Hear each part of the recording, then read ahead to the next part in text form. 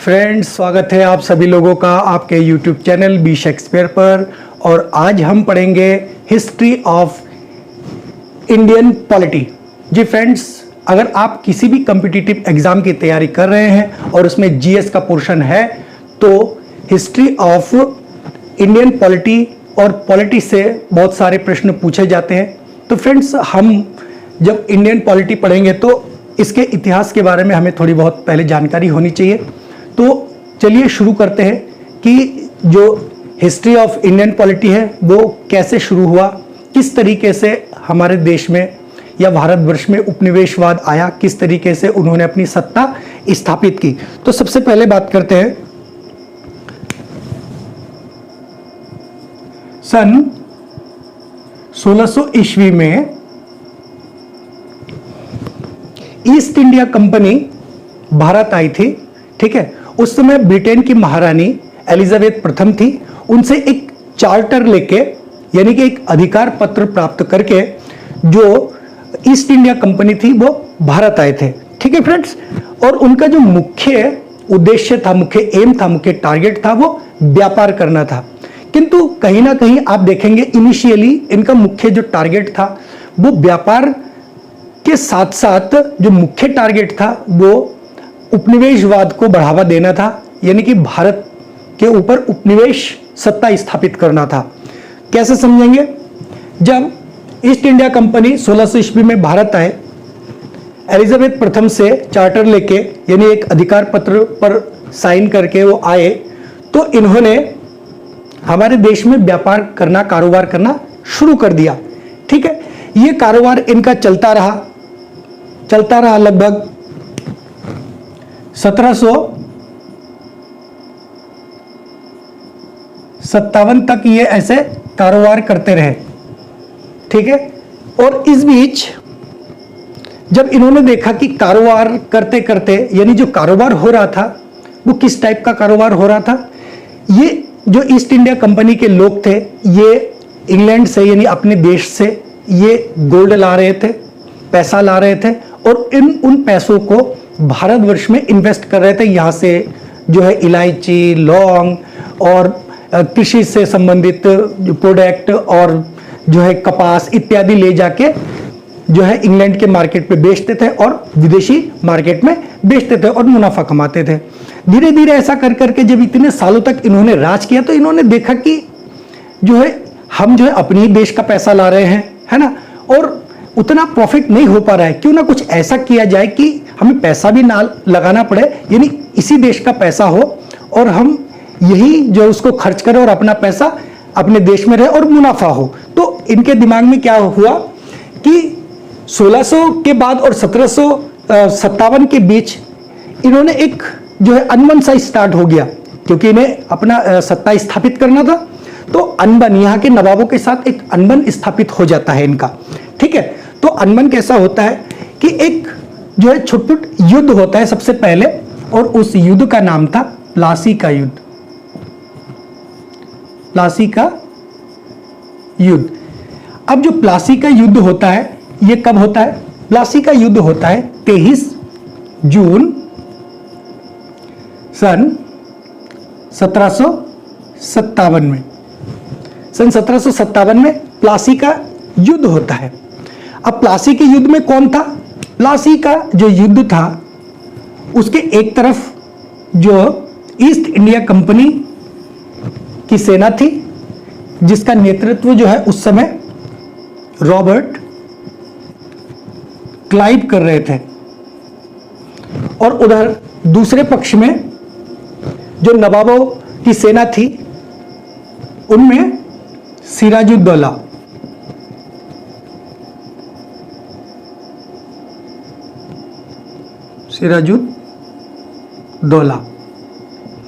सिराजुद्दौला की सेना थी।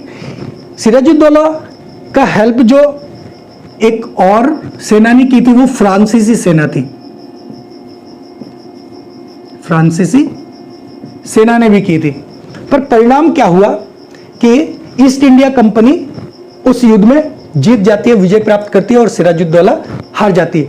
यही से फ्रेंड्स, यही से मुख्य टर्न लेता है, यही से अब इससे पहले तक तो इनका मुख्य टारगेट व्यापार था, लेकिन इस युद्ध को जीतने के बाद इन्हें लगा कि नहीं, हम भारतवर्ष पे जो है अपना प्रभुत्व जमा सकते हैं, और यहीं से इनका जो प्रभुत्व हमारे भारत पे उपनिवेश के रूप में धीरे धीरे आने लगा। अब इससे और जानते थोड़ा सा डीप जाके कि ये जो युद्ध है, प्लासी का युद्ध, ये प्लासी है कहाँ। फ्रेंड्स, ये प्लासी एक जगह का नाम है और वर्तमान में पश्चिम बंगाल का जो एक जिला है नदिया जिला, वो नदिया जिला जो है वो भागीरथी नदी के तट पर बसा हुआ है, और नदिया जिला का एक गांव है ये प्लासी, वहीं पे ये युद्ध लड़ा गया था। कब? 23 जून 1757 को। अब इसके 8-9 साल बाद फिर एक युद्ध होता है ना, फिर वो अपना प्रभुत्व को आगे बढ़ाएंगे। क्यों? क्योंकि इनका टारगेट अब व्यापार नहीं रह गया था, अब इनका टारगेट जो था वो उपनिवेशवाद को बढ़ावा देना था, उपनिवेश स्थापित करना था भारतवर्ष में। अब एक युद्ध होता है और उस युद्ध का नाम था बक्सर युद्ध। बक्सर का युद्ध, ये जो बक्सर का युद्ध था, ये बक्सर नामक स्थान पे लड़ा गया था। अब ये बक्सर कब है, कहां है? बक्सर नामक युद्ध जो है वो 23 अक्टूबर सन 1764 में लड़ा गया था। जी सर, जी फ्रेंड, 23 अक्टूबर सन 1764 को बक्सर नामक स्थान पे एक युद्ध लड़ा जाता है। इसमें भी दो पक्ष था, एक ईस्ट इंडिया कंपनी, इसका जो नेतृत्व था वो हेक्टर मुनरो कर रहा था, हेक्टर मुनरो। और मुगलों की सेना में कौन था? इधर था शाह आलम द्वितीय, दूसरे नंबर पे और भी नवाब थे जो बंगाल के नवाब थे, बंगाल का नवाब उस समय मीर कासिम था, मीर कासिम। और एक नवाब और था अवध का नवाब, अवध का नवाब शुजाउद्दौला, शुजाउद्दौला। इन तीनों की संयुक्त सेना थी फ्रेंड्स। लेकिन युद्ध का परिणाम क्या हुआ? ये जो हेक्टर मुनरो की सेना थी, यानी ईस्ट इंडिया की, जिसको हेक्टर मुनरो जो है लीड कर रहा था, ये जीत जाते हैं। और यहां से जो सही मायने में है जो उपनिवेशवाद है वो चालू होता है। यानी इस युद्ध को जीतने के जस्ट 1 साल बाद, यानी कि सन 1765 में क्या होता है, शाह आलम द्वितीय को अब अंग्रेजों को जो है वो दीवानी अधिकार देना पड़ता है। दीवानी अधिकार किसे कहते हैं?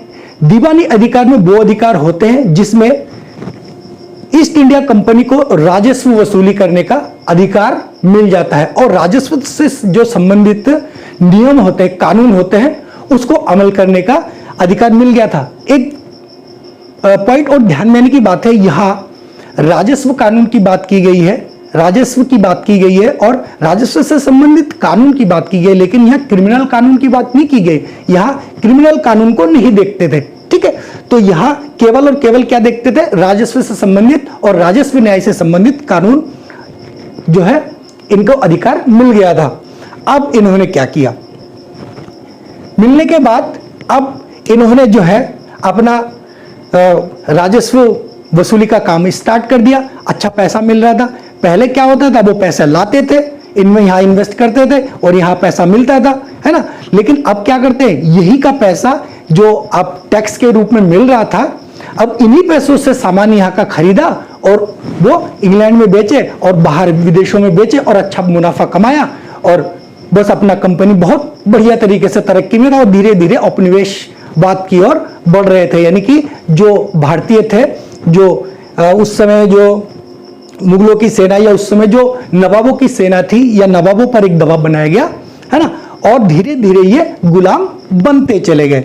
अब क्या हुआ, अब आगे बढ़ते हैं। अच्छा, यहाँ ये बक्सर के बारे में थोड़ा और बता देते हैं, जो हिस्ट्री का थोड़ा सा फैक्ट है। बक्सर एक जगह का नाम है जो इस समय जो हमारा बिहार है, बिहार की राजधानी है पटना। पटना से 124 किलोमीटर पूरब की ओर ये बक्सर नामक जगह है। इसका जो पुराना नाम वो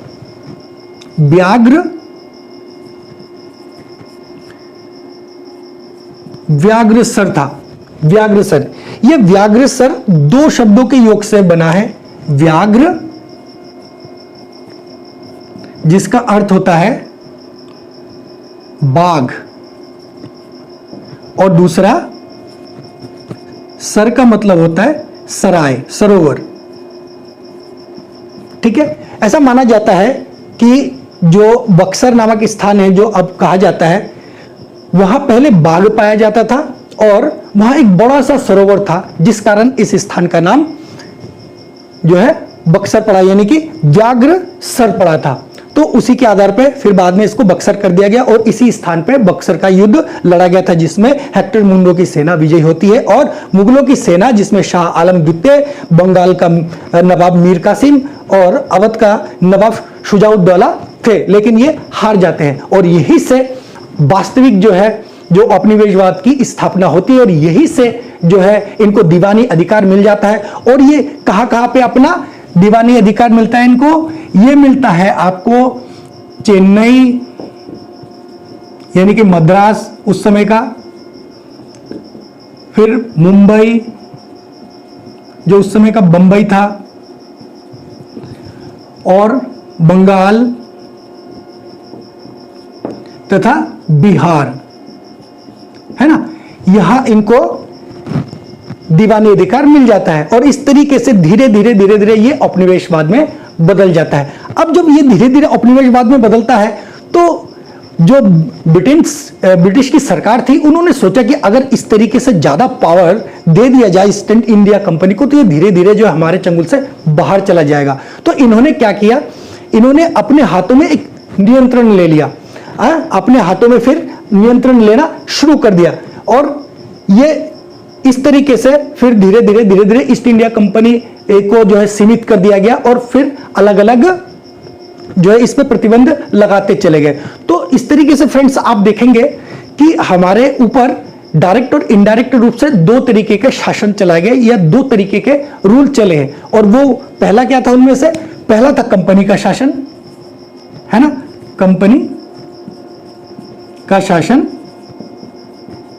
और दूसरा क्या था, सम्राट का शासन। पहला कंपनी का शासन और दूसरा सम्राट का शासन। अब जब धीरे धीरे देखा ब्रिटिश सरकार ने कि जो है इस तरीके से ये ज्यादा पावरफुल हो जाएगा, तो इन्होंने डायरेक्टली अपने अधिकार क्षेत्र में जो है सारा अधिकार ले लिया। और फिर अपने स्तर से 1758 के बाद से और सन 1947 तक इन्होंने अपने हाथ में ये अधिकार बनाए रखा।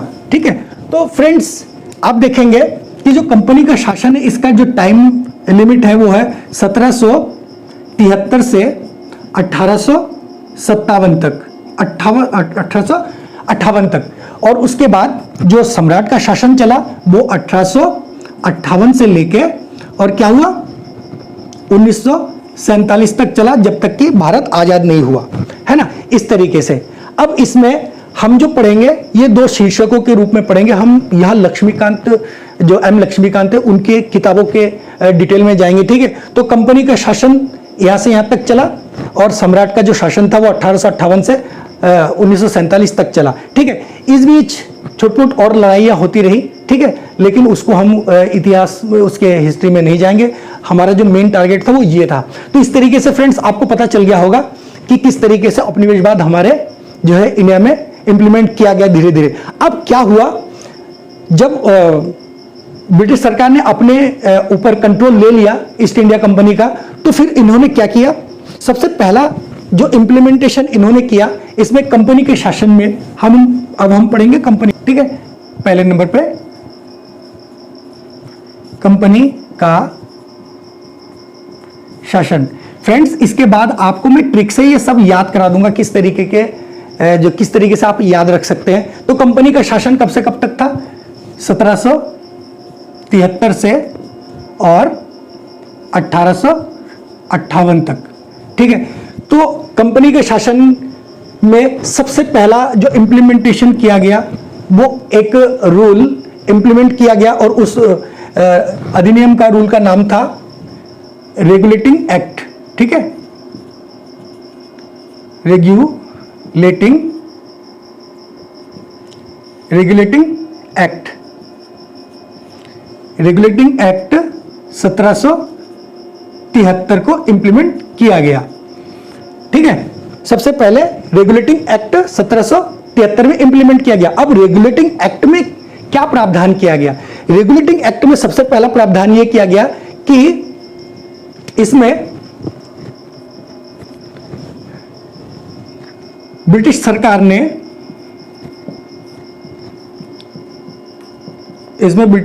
ने ईस्ट इंडिया कंपनी को रेगुलेट तथा नियंत्रण किया, है ना। रेगुलेटिंग एक्ट के तहत ब्रिटिश सरकार ने ईस्ट इंडिया कंपनी को रेगुलेट किया और उसको नियंत्रित किया। और ये ब्रिटिश सरकार का ईस्ट इंडिया कंपनी पर किया गया पहला कार्य था। क्या था? पहला कार्य। यहीं पे एक प्रश्न बनता है, ये प्रश्न अक्सर पूछा जाता है कि ब्रिटिश सरकार ने ईस्ट इंडिया कंपनी को किस एक्ट के तहत रेगुलेट और नियंत्रित किया था, यानी कि कंट्रोल किया था। तो ये यानी कि यहां नियमित किया गया, इसको नियमित भी कह सकते हैं, नियमित या नियंत्रित किया। तो वो कौन सा एक्ट था? वो रेगुलेटिंग एक्ट था। ठीक है, और यह भी प्रश्न पूछा जाता है कि वो कौन सा पहला एक्ट था जिसके माध्यम से ब्रिटिश सरकार ने जो ईस्ट इंडिया कंपनी है उसको नियंत्रित किया था। तो वो भी क्या था? रेगुलेटिंग एक्ट था। ये सबसे पहला कार्य था जो ब्रिटिश सरकार ने ईस्ट इंडिया कंपनी के ऊपर इंप्लीमेंट किया था। अब इस जो ब्रिटिश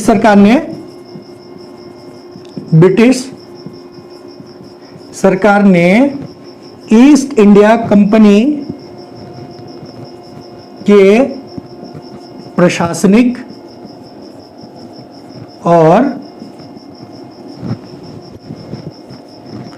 राजनीतिक कार्य को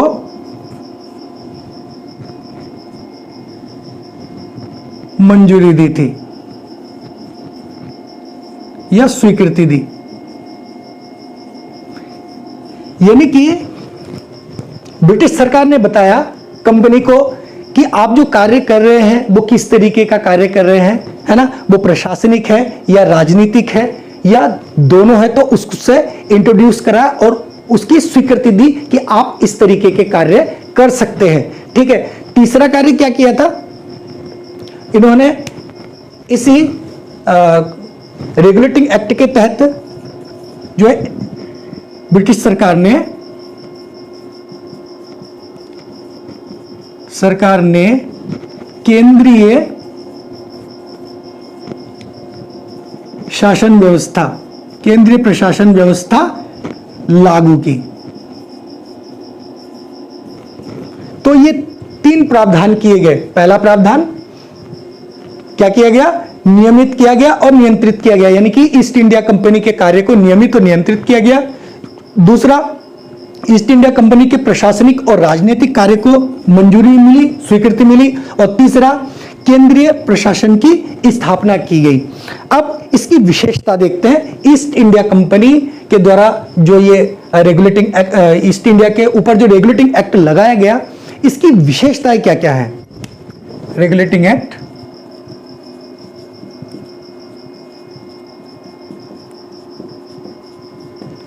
1773 प्रमुख विशेषताएं।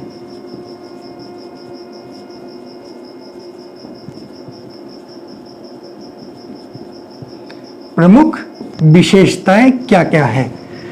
पहली विशेषता, इस एक्ट के द्वारा क्या किया गया था? इस एक्ट के द्वारा बंगाल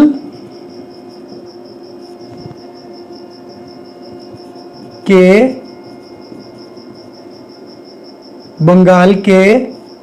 गवर्नर को बंगाल के गवर्नर का नाम बदलकर क्या कर दिया गया? बंगाल का गवर्नर जनरल कर दिया गया।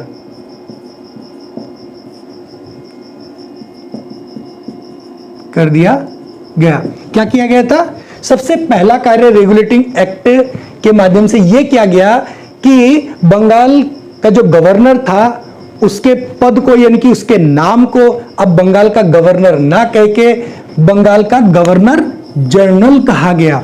ठीक है, यानी कि पद की जो विशेषता थी वो और बढ़ा दिया गया। फिर क्या किया? इसी के साथ 4 सदस्यों की एक कार्यकारी परिषद की स्थापना कर दी गई। ठीक है, 4 सदस्यों की एक कार्यकारी परिषद की स्थापना की गई, यानी कि इनके कामकाज को करने के लिए, क्योंकि अब क्षेत्र बढ़ा दिया गया था, अब गवर्नर नहीं रहे, अब गवर्नर जनरल बन गए थे। ठीक है, और उसके बाद दूसरा कार्य क्या किया गया? अब जो है दूसरा कार्य मद्रास और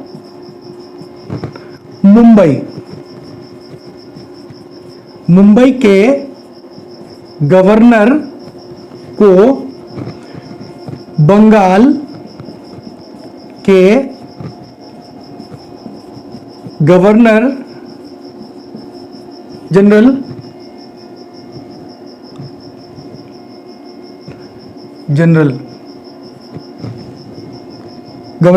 के अधीन कर दिया गया। क्या किया गया? अब जो है मद्रास और मुंबई प्रेसिडेंसी के जो गवर्नर होते थे उनको अब बंगाल के गवर्नर जनरल के अधीन कर दिया गया। इससे पहले क्या होता था? इससे पहले जितनी भी प्रेसिडेंसियां थी, जैसे मद्रास, मुंबई और बिहार और आपके बंगाल, ये सब अलग अलग प्रेसिडेंसी हुआ करते थे और इनमें पर्टिकुलर अलग अलग गवर्नर हुआ करते थे। लेकिन अब क्या कर दिया गया? जो मद्रास और मुंबई के गवर्नर थे उनको बंगाल के गवर्नर जनरल के अधीन कर दिया गया था। ठीक है, तीसरा कार्य क्या किया गया? अब इसमें 1 साल बाद, जब 1 साल बाद यानी कि रेगुलेटिंग एक्ट पारित होने के 1 साल बाद सन 1774 में बंगाल में सुप्रीम कोर्ट की स्थापना की गई, यानी कि उच्चतम न्यायालय की स्थापना की गई। और इसकी सहायता के लिए, है ना, इसकी सहायता के लिए यानी कि उच्चतम न्यायालय के जो मुख्य न्यायाधीश थे उसकी सहायता के लिए 3 अन्य जजों की नियुक्ति या काउंसिल बना दी गई।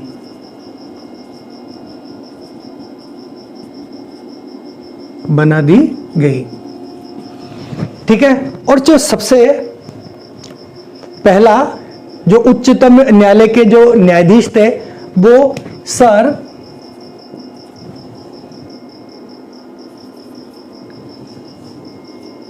एलिजा इम्पे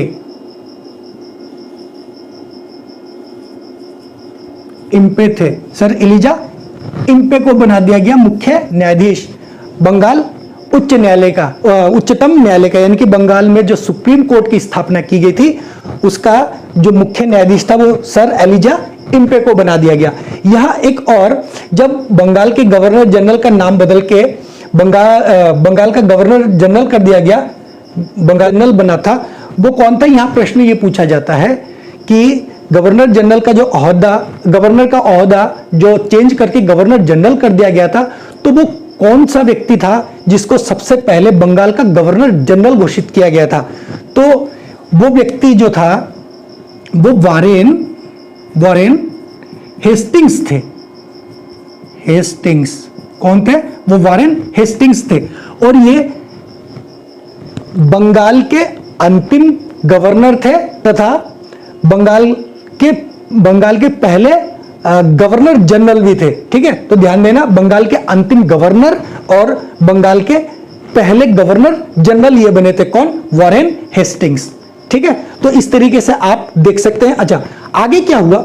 सन 1774 में जो बंगाल में उच्चतम न्यायालय की स्थापना की गई और उसमें 3 अन्य जजों की भी नियुक्ति की गई। उसके बाद क्या हुआ? चौथा, इसमें अब क्या कर दिया गया? इसी रेगुलेटिंग एक्ट के तहत अब जो कंपनी के जो सदस्य थे उनको निजी व्यापार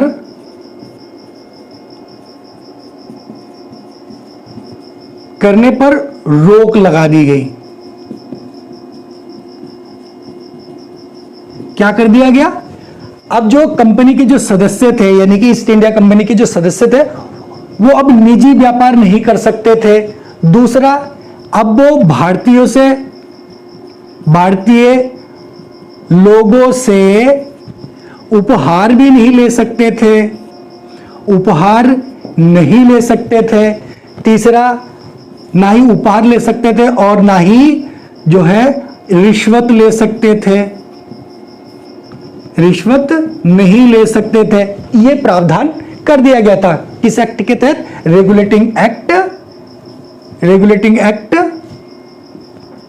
के तहत यह प्रावधान कर दिया गया था। अगला प्रावधान क्या किया गया? अब जो पांचवा और बहुत इंपॉर्टेंट प्रावधान है वो ये प्रावधान किया गया कि जो ईस्ट इंडिया कंपनी के ऊपर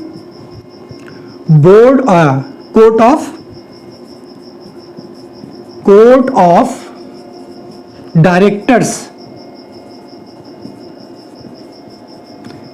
ऑफ डायरेक्टर्स यानी कि गवर्निंग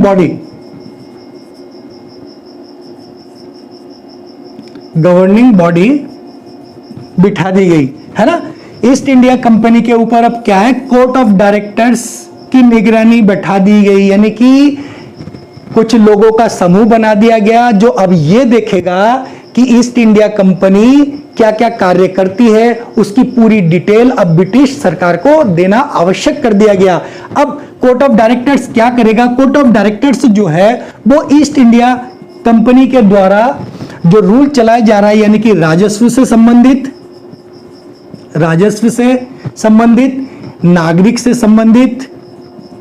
नागरिकों से संबंधित और सैन्य शक्ति से संबंधित जितनी भी कार्यवाही करेगा कि राजस्व का जो है जो इनकम यानी राजस्व किस तरीके से आ रहा है, क्या क्या इसके प्रावधान है, नागरिकों के साथ क्या क्या चल रहा है, किस तरीके से खर्च हो रहे आ रहे हैं, या सैन्य शक्ति को किस तरीके से मेंटेन किया जा रहा है, इन सब का जो है लेखा जोखा अब इसको जो है भेजना था किनको?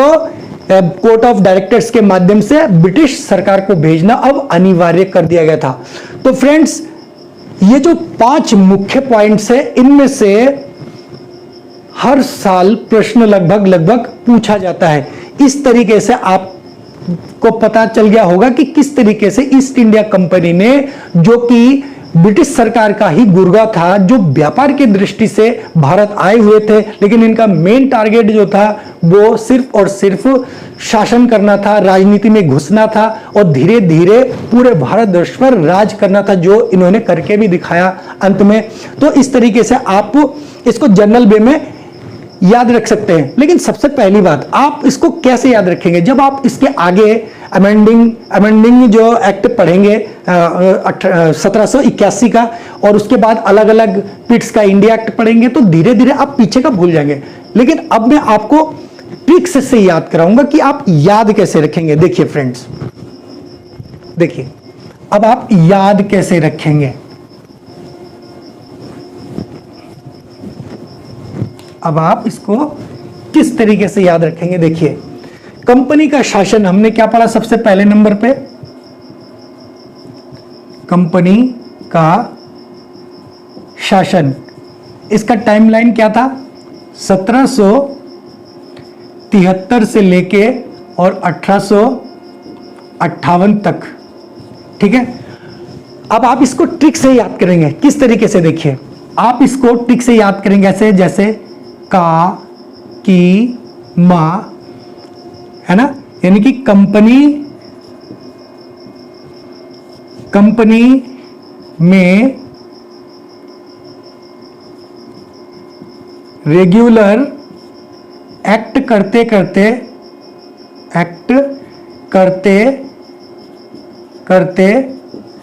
काकीमा टीवी से लव करने लगी, है ना। अब देखिए खेल, कंपनी का शासन कैसे याद रखेंगे? दिन तारीख आप भूल जाते हैं, है ना। प्रश्न याद नहीं रहता है कि ये वाला प्रावधान, है ना, कि राजस्व से संबंधित या जो है सैन्य शक्ति से संबंधित या नागरिकों से संबंधित जो इंक्वायरी थी या जो जानकारी थी, वो कोर्ट ऑफ डायरेक्टर्स के माध्यम से इंग्लैंड पहुंचाने का जो प्रावधान था, वो किस एक्ट के तहत किया गया, है ना, या किस एक्ट के तहत उच्चतम न्यायालय की स्थापना की गई, है ना, या किस एक्ट के तहत जो है नियम ईस्ट इंडिया कंपनी के ऊपर जो है नियम और जो उसको रेगुलेट किया गया। तो ये आप भूल जाएंगे, लेकिन अब आप नहीं भूलेंगे। कैसे? देखिए, कंपनी का शासन 1773 से 1858 तक चला, है ना। अब भिन्न इसमें प्रावधान होते गए। तो अब देखिए, आप इस दिन तारीख को कैसे याद रखेंगे? मैंने कहा कंपनी में रेगुलर एक्ट करते करते काकीमा टीवी से लव करने लगी। तो ये एक छवि आपके दिमाग में बन जाएगा कि काकीमा जो है कंपनी में काम करते करते टीवी से लव करने लगी। अब इससे होगा क्या? दिन तारीख कैसे याद रखेंगे? कैसे निकलेगा? देखिए, जो के का कोड है वो 7 है, ए कट जाता है, के का कोड फिर 7 और आई कट जाता है, एम का कोड जो है वो 3 है और आपका 1 कॉमन है। तो इस तरीके से आपका 1773 निकलेगा। अब आप सोच रहे होंगे कि ये कैसे आ गया, है ना। ये एक मेथड है जिसे निमोनिक मेथड कहा जाता है। इसमें कुछ संख्याएं काम करती है। जैसे जैसे हम आगे वीडियो बनाएंगे अलग अलग मेथड का यूज करेंगे, ठीक है, और इस तरीके से आपको सारा कुछ याद हो जाएगा। अब ये कैसे आया? देखिए, इसके लिए निमोनिक मेथड में ये होता है 1 2 3 4 5 6 7 8 और 9 और 0। देखिए फ्रेंड्स, इसको कैसे? 1 के लिए आप T और D लिखेंगे, 2 के लिए N लिखेंगे, 3 के लिए M लिखेंगे, 4 के लिए R लिखेंगे, 5 के लिए L, 6 के लिए G, J, C, H और SH और 7 के लिए C और K लिखेंगे, 8 के लिए V और F लिखेंगे और 9 के लिए P और B लिखेंगे और 0 के लिए Z और S लिखेंगे। अब आप सोच रहे हो ये कैसे याद करूं? ये तो एक बड़ा टास्क है। नहीं, देखिए, जब आपको 1 के ऊपर एक और 1 रखेंगे तो T बनेगा और इसी 1 को जब आप घुमा दोगे तो D बन जाएगा। तो बिल्कुल आसान। अब देखिए, 2 को जब आप 90 डिग्री एंगल लेफ्ट घुमाएंगे तो N बनेगा कि नहीं? देखिए, ये 2 है। अब इसको घुमा दीजिए तो N बन जाएगा। 3 ऐसे 3 को 90 डिग्री जो लेफ्ट में घुमा दीजिए तो ये M बनेगा। 4 की स्पेलिंग FOUR है, लास्ट में 4 रह जाता है। या आपने हिंदी में अगर 1 2 3 पढ़ा होगा, हिंदी में 1 इकाई 2 इकाई, तो इसको 4 ऐसे लिखा जाता था, तो ये 4 का शेप है, ठीक है, R का शेप बनाता है। ऐसे ही 5L, जैसे आपके हाथों में 5 उंगली है, तो जब आप इसको इकट्ठा कर लेते हैं और इसको इस तरीके से लिखते हैं तो L का शेप देता है। तो 5 के लिए L, 6 के लिए देखिए G, J और CH SH कैसे? G, जब आप 6 को ऐसे कर देते हैं तो G बन जाता है और इसी 6 को जब ऐसे लिखते हैं तो ये J बन जाता है। बाकी आपको CH और SH याद कर लेना है। 7 के लिए के, देखिए 7 आप ऐसे लिखते हैं, एक उल्टा 7 और बना दीजिए के, और के कॉ का साउंड देता है, ऐसे सी भी कॉ का साउंड देता है, तो इस तरीके से भी बिना रटे आप याद कर सकते हैं। 8 के लिए वी और एफ, 8 को आप रोमन में ऐसे लिखते हैं 1 1 1, तो इसमें से देखिए 3 शेष रह गया, है ना, एक वी ये है ना, ये वी बन गया, और 3 से 1 2 3 एफ बन गया, तो ये आप 8 के लिए यूज करेंगे। 9 के लिए जब 9 को आप इस तरीके से पलट देंगे, देखिए आप 9 ऐसे लिखते हो, जब आप इसको ऐसे पलट देंगे तो ये P बनेगा, और इसको आप ऐसे पलट देंगे तो B बनेगा, तो 9 के लिए P और B हो जाएगा। अब 0 के लिए Z, 0 को जब आप हिंदी में लिखेंगे तो 0 ZERO 0, है ना, और अच्छा इंग्लिश में लिखेंगे, और जब आप हिंदी में लिखेंगे तो शून्य लिखेंगे तो S फॉर शून्य होगा, तो इस तरीके से 0 के लिए Z और S, तो आपको बड़ी ही आसानी से याद हो गया होगा फ्रेंड्स। अगर याद नहीं हुआ तो एक दो बार और करके देखिए, ये लाइफ टाइम के लिए काम करेगा। कोई भी दिन तारीख सन वगैरह आपको याद करना है, हिस्ट्री की डेट्स कुछ भी याद करनी है, किसी भी लेखक की राइटिंग्स याद करनी है, सीरियल वाइज, तो ये आपको बहुत हेल्प करेगा। ये निमोनिक मेथड है, ठीक है। तो इसी मेथड से हमने ये याद किया। देखिए कंपनी में रेगुलर एक्ट करते करते काकीमा को जो है टीवी से लव हो गया था। अब इससे क्या निकलेगा, देखिए कंपनी से कंपनी का शासन निकलेगा, रेगुलेटिंग एक्ट से रेगुलेटिंग एक्ट का पारित हुआ वो निकलेगा। अब रेगुलेटिंग एक्ट से आपको पता चल जाएगा कि रेगुलेटिंग एक्ट के बारे में बात कर रहे हैं। काकीमा से क्या निकलेगा, आपका डेट निकल जाएगा, जैसे 773 निकल गया, और 1 कॉमन है, चाहे कुछ भी हो। देखिए अगर 1800 होता तब भी 1 कॉमन, 1500 1600 और 1100 तक होता तो 1 1 कॉमन, और इसी के बीच घटना घटी है, ये सबको पता है ना, तो ये 1 कॉमन चलता है। और बाकी देखिए अब आप शब्द बनाने के लिए क्या करेंगे, जो यहां अंक है उसी के लिए वो शब्द लेंगे, और बाकी शब्दों को आप नहीं लेंगे, ठीक है। जो अन्य शब्द इनके अलावा रह जाता है, जैसे ए ई आई ओ यू रह जाता है, ए ई आई ओ यू, जैसे एच रह गया, डब्ल्यू एक्स वाई जेड, इन सब शब्दों का प्रयोग आप कर सकते हैं, इन सब वर्ड्स का प्रयोग आप शब्द बनाने के लिए कर सकते हैं। परंतु जब आप इसको डिकोड करेंगे तो ये शब्द काट दिए जाएंगे, जैसे मैंने काट दिया है, के का हमने 7 लिया, ए काट दिया, के का फिर 7 लिया हमने, फिर आई काट दिया, है ना, और एम का आपने 3 लिया। देखिए इन शब्दों का आप लेटर्स का आप प्रयोग शब्द बनाने के लिए कर सकते हैं, लेकिन जब आप डिकोड करेंगे तो इनको हटा देंगे।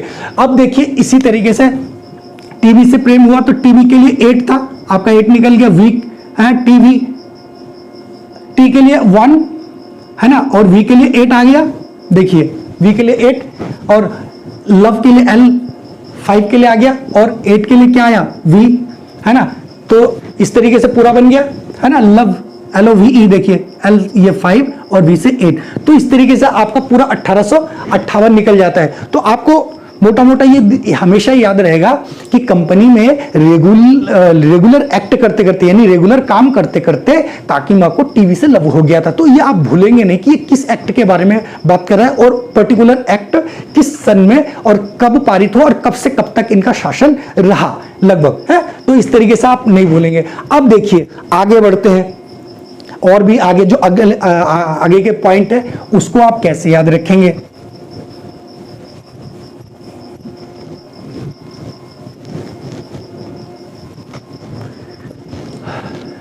देखिए रेगुलेटिंग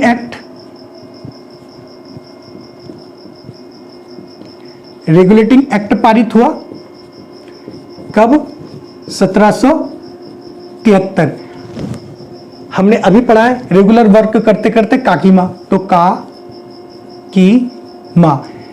काकीमा को लव हो गया था, तो काकीमा से आपका रेगुलेटिंग एक्ट निकल आएगा, क्योंकि आपको पता है कि काकीमा रेगुलर वर्क क्या करती थी, एक्ट किया करती थी, तो ये निकल गया। अब इसकी विशेषता क्या थी, काकीमा ने सबसे पहले क्या किया, इसमें सबसे पहले ईस्ट इंडिया कंपनी को जो है नियमित और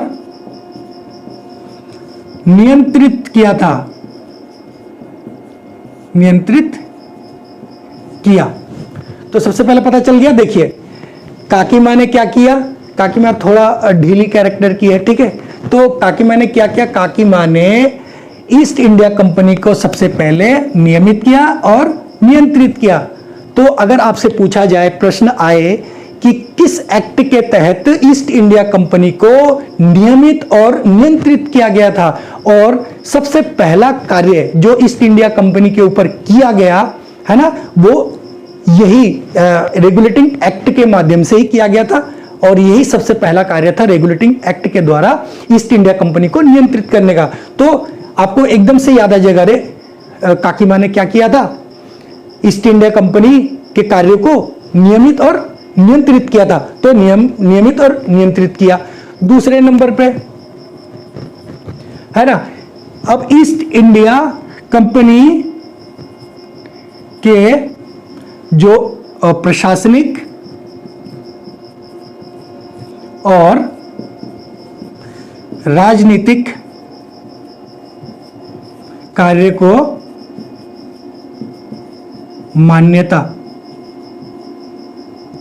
मान्यता मिली थी, है ना। तो काकीमा ने क्या किया, काकीमा ने क्या किया था, ईस्ट इंडिया कंपनी के प्रशासनिक और राजनीतिक कार्य में दखलंदाजी की थी। आपको याद आ जाएगा कि ईस्ट इंडिया कंपनी के प्रशासनिक और राजनीतिक कार्य को मान्यता जो है किस एक्ट के तहत मिला, तो वो रेगुलेटिंग एक्ट के तहत। क्यों? क्योंकि काकीमा ने रेगुलेट एक्ट करते करते, यानी कि रेगुलर एक्ट करते करते क्या किया था, प्रशासनिक और राजनीतिक कार्य को मान्यता दिलाई थी ईस्ट इंडिया कंपनी के, क्योंकि काकीमा थोड़ी ढीली कैरेक्टर की थी। अब तीसरा नंबर पे, तीसरे है ना, इसमें क्या हुआ कि इस एक्ट के माध्यम से, यानी रेगुलेटिंग एक्ट के माध्यम से जो है केंद्रीय प्रशासन की स्थापना की गई। केंद्रीय प्रशासन की स्थापना की गई।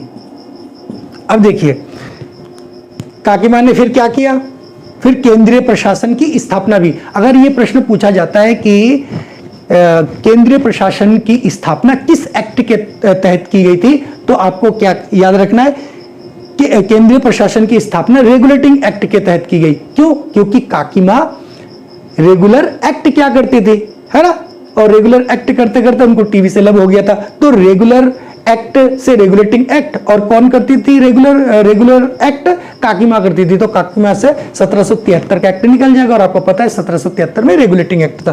तो ये जो प्रावधान थे ये याद हो जाएंगे। उसके बाद जब आप आगे बढ़ेंगे इसमें, तो क्या हुआ फिर आगे, काकीमा यही नहीं रुकी, आगे भी बढ़ी है। तो इस एक्ट के तहत, यानी रेगुलेटिंग एक्ट के तहत क्या हुआ, बंगाल का गवर्नर, बंगाल के गवर्नर को बंगाल का गवर्नर जनरल बना दिया गया। अब देखिए इसको कैसे याद रखेंगे, बंगाल के गवर्नर को बंगाल का गवर्नर जनरल बना दिया गया। तो काकीमा को बंगाल के गवर्नर जनरल से प्यार हो गया था। अगर आपसे ये प्रश्न पूछा जाए कि बंगाल के गवर्नर को बंगाल का गवर्नर जो नाम दिया गया या वो पदवी दी गई, तो वो किस एक्ट के माध्यम से दी गई, तो वो है रेगुलेटिंग एक्ट। क्यों?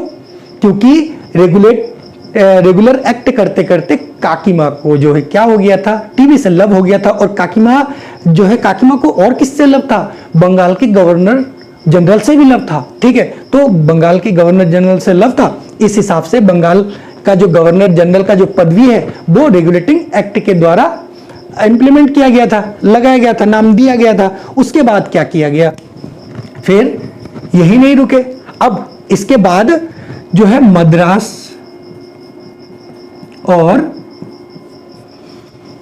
मुंबई के गवर्नर को बंगाल के गवर्नर जनरल के अधीन कर दिया गया था, है ना। तो आपको ये याद रखना है कि काकीमा यही नहीं रुकी, फिर काकीमा ने क्या किया, अपने प्रेम जाल में फंसा के मद्रास के और मुंबई के गवर्नर जनरल को, है ना, बंगाल के गवर्नर जनरल के अधीन करा दिया था। क्यों? क्योंकि काकीमा बंगाल के गवर्नर जनरल से भी प्रेम करती थी, और इसको प्रेम जाल में फंसा लिया, तो इसके साथ साथ इन्होंने मद्रास और मुंबई के गवर्नर को भी प्रेम जाल में फंसाकर इनके अधीन कर दिया। तो इस तरह मद्रास और मुंबई के गवर्नर को बंगाल के गवर्नर जनरल के अधीन कर दिया गया था। तो आपको याद आ जाएगा कि उसमें रेगुलेटिंग एक्ट के तहत मद्रास और मुंबई के गवर्नर को बंगाल के गवर्नर जनरल के अधीन कर दिया गया था। फिर क्या किया गया था, फिर अब ये जितनी भी घटनाएं हैं ये काकीमा खूब कर रही है। अब क्या होता है, ये न्यायालय को पता चल जाता है, तो उन पे एक केस चलता है। वो कब चलता है, वो 1764 में है। हाँ 1765 में 1765 में कलकत्ते में सुप्रीम कोर्ट की स्थापना हो जाती है। अब सुप्रीम कोर्ट क्या करता है, काकीमा के जो क्रिया कराए हैं उस पर संज्ञान लेता है। तो इससे आपको ये पता चल जाएगा कि किस एक्ट के तहत जो है पश्चिम बंगाल में या बंगाल में सुप्रीम कोर्ट की स्थापना की गई थी। तो वो रेगुलेटिंग एक्ट के तहत। क्यों, क्योंकि जितने भी एक्ट काकीमा कर रही थी उसका संज्ञान किसने लिया था, उच्च न्यायालय ने लिया था, सर्वोच्च न्यायालय ने। तो इस तरीके से आपको याद आ जाएगा कि ये कलकत्ते में जो सुप्रीम कोर्ट की स्थापना की गई थी वो किस एक्ट के तहत की गई थी, तो वो रेगुलेटिंग एक्ट के तहत की गई थी। तो ये जो को रिलेट करके आप याद करेंगे तो बहुत आसानी से आपको याद आ जाएगा। उसके बाद अच्छा, यहां थोड़ा सा मिस्टेक है, 1774 में, क्योंकि हाँ, तो उसके बाद आपका अगला पॉइंट देखिए, EIC यानी कि ईस्ट इंडिया कंपनी पर कोर्ट ऑफ डायरेक्टर्स